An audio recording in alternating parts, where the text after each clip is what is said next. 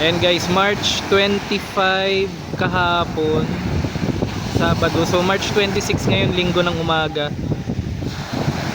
Naabutan kami ng bagyo dito sa Merv's Place, Lian, Batangas. Ayan.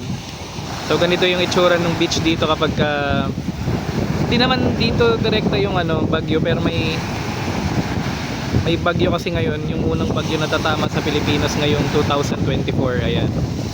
So sa Batangas ganito kalakas yung yung effect nung sinasabing bagyo. Ayan. Lakas ng hangin.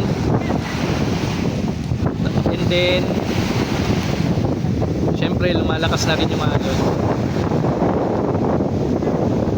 6 o'clock na ng umaga ngayon habang nire-record ko tong video na to.